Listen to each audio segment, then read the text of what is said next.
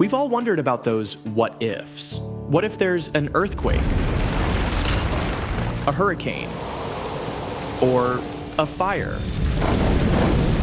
For most of us, it's a difficult thing to comprehend, but for those with chronic illnesses, it could mean life or death.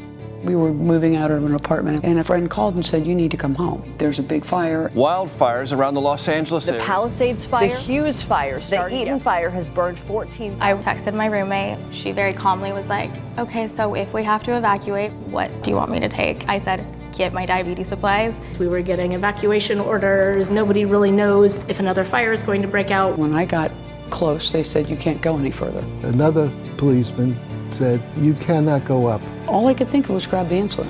I had a glucose monitor, but my insulin pump was dry. It's life-sustaining medication. Your insulin's gone. You're going to die in 5 days. On January 7th, California declared a state of emergency. We know at least 15,000 structures have been lost. Entire cities were decimated, leaving residents displaced and many of them losing their homes and medical supplies. It's a constant battle just to get life-saving supplies. It shouldn't be like this. I got a DM saying, "I lost my house. Can you connect me with someone who has insulin?" And as soon as I got that message, I was like, oh, this is gonna be big.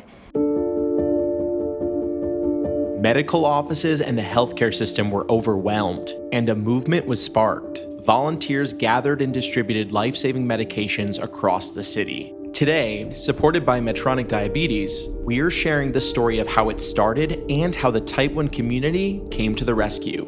We spoke with two people who have Type 1 diabetes, both affected by the fires. Tracy has had Type 1 since she was 18. Take us into that first day when all of this kind of started. A friend called and said, "You need to come home.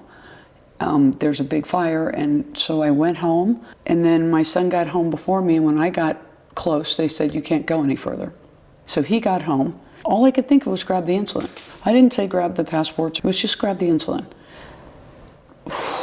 I'd say the next day there were pictures of my street that night on the news. The Palisades fire, so this has destroyed dozens of homes and businesses. And I could see things going up in flames. You know, I found out the next day that it had burned down because someone drove by and my neighbor drove by and said, "Yeah, that's where it used to be." And it was, cathartic crying for half an hour. Just. What supplies were on you at this time? One pod, Yeah. insulin, and probably 3 syringes. If my son hadn't grabbed the supplies, I don't like to be down to one of anything. Yeah. What if it doesn't go on right? What if it doesn't give you the 2 beeps? What if it... So then that would add to the stress of going to have to find the pharmacy the next day with a blood sugar of 600, searching for insulin and pods.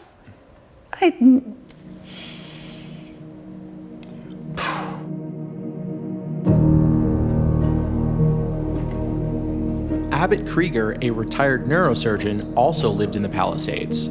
I was out shopping and returned home and was told I could not go back to my house. I believed that my house burned down. So I had no medications, nothing. And there was a barricade with a policeman. He said, "All you need to do is contact your doctor, and he will write prescriptions for all your medications, and you go to the pharmacy and you get them."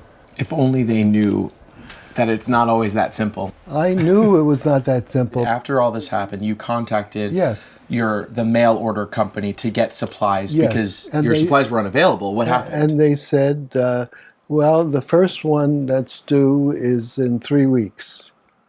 I said, "But I need it now." They said, "I'm sorry. That nothing we could do."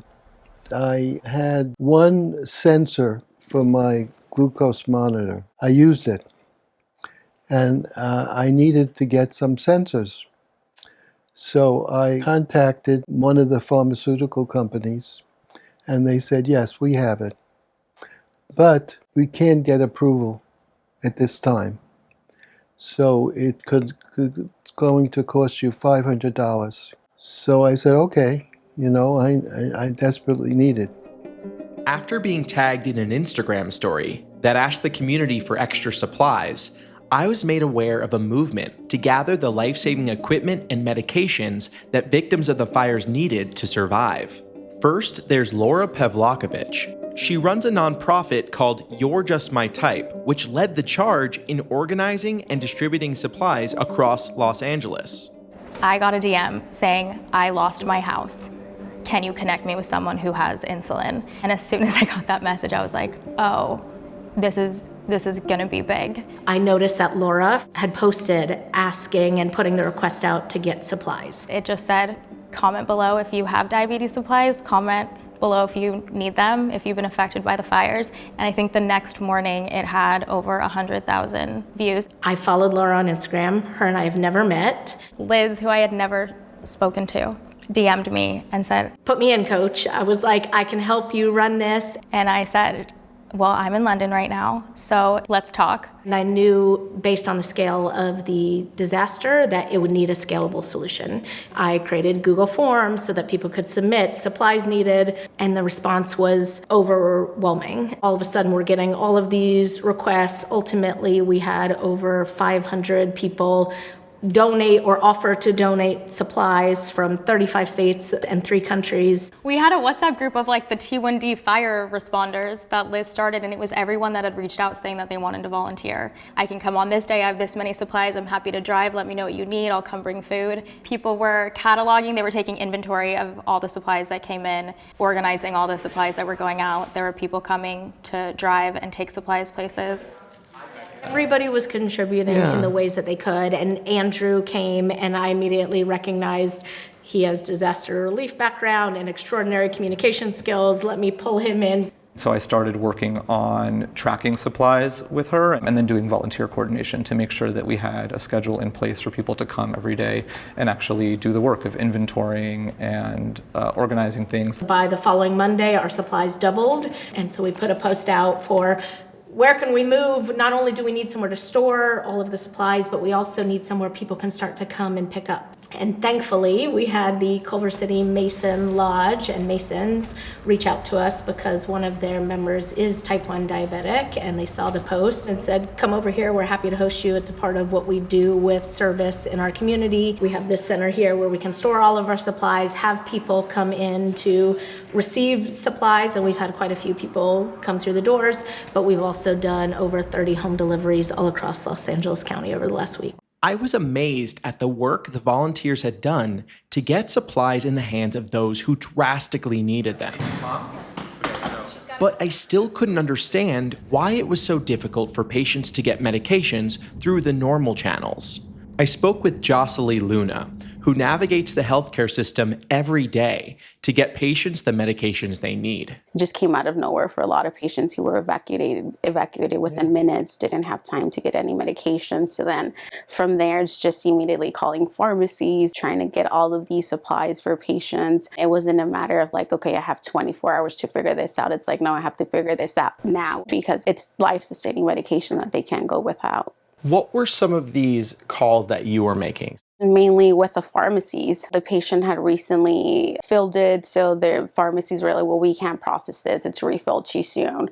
At first, they'll be like, well, can you submit an override? And the pharmacies, usually their go-to is no. So then at the beginning, I'm calling the insurance companies and I'm like, hey, this is going on. Like, we need an override for the patient. Yeah, this is not something that can sit. These people need these things right away.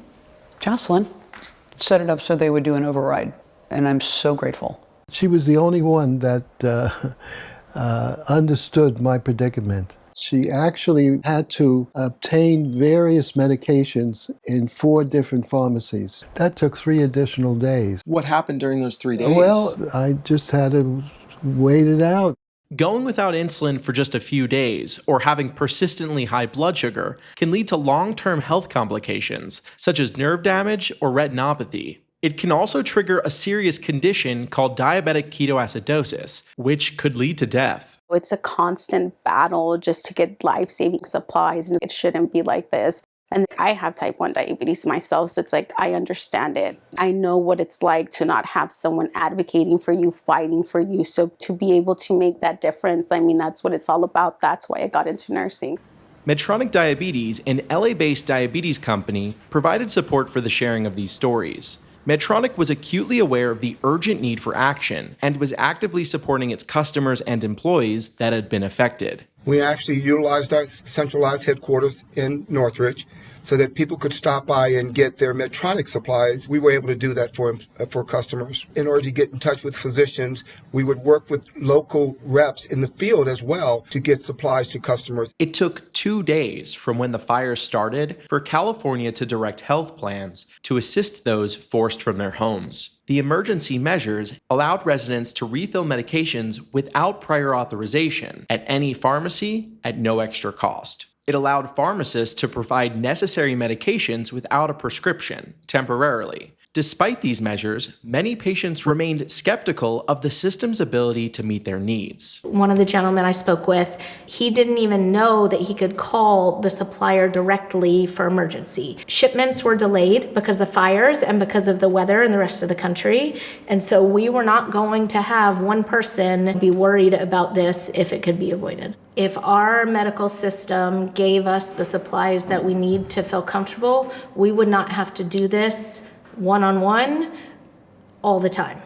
Our system of pharmacies, insurance companies weren't prepared to just allow people to refill their prescriptions. Why isn't there a system in place to help people instantly in these circumstances? It's a really good question, and one that I want to try and answer with a lot of empathy, because I think this moment requires that. We are not set up appropriately, as you mentioned, and you have to remember there are systems in place that make those pharmacies, companies operate in the ways that they operate, and they need to maintain those things even in the face of disaster. It's really critical in the early days of a disaster that you're understanding what's happening on the ground in a meaningful way so that you are responding in a way that's ethical, responsible, and appropriate. And sometimes it takes organizations a little bit longer to really understand what the needs are. What happens often in the first week or two is that communities mobilize and people mobilize.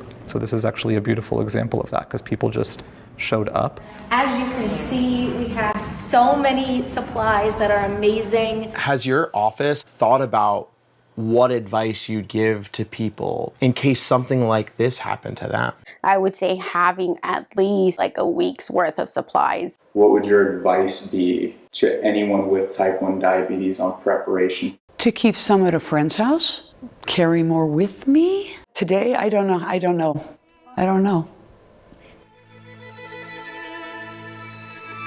Type 1s have been some of the strongest people that I've ever met, because we have this second job at all times. We're always in a mode of survival. Yeah. I'm reminded time and time again from the support I get on social media that this community just gets it. I think there's something really special about the type 1 community in general. Every day just impresses me. This community, it's a group of givers who have so much empathy for other people. It's actually why many of us are working at Medtronic Diabetes. It's personal to many of us. Our customers needed us, so we need to be there for them. We all have this in common. Right. You know, I would help you. I don't care who you voted for. So this is from the volunteer center. All the pumps, insulin. That's wonderful. This is all yours. Okay. This is from You're Just My Type. They've got insulin for days. No way. Yeah, No. Yeah. No. And skin attack. Medtronic and I put together a bunch of low snacks. I think we got jelly beans too. That's my favorite. This has shown me about this community that we take care of each other. And it also has restored my faith in humanity a bit. Seeing the power in what people on the ground were able to accomplish in such a short amount of time is just beyond mind-blowing. Seeing people raise their hand and say, hey, I'm willing to do whatever is necessary to help people out, and that at the end of the day, we're going to have each other's backs. Medtronic and I were putting together a big low snack thing for you so you can, not have to worry about the lows. I'm so excited. What a great day. In so many ways, You're Just My Type. You've been creating this community, but in this event, you were this great connector. You've brought all of these people together. Your account did this, right? What you've done here, what you're continuing to do is so special. You should be really proud of what you've built.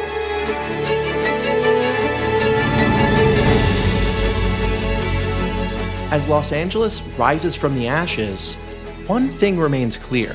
The bonds we've built in this community are unshakable. And for those of us living with type 1 diabetes, it's a reminder that resilience isn't just in surviving a disaster. It's in showing up for one another when it matters most.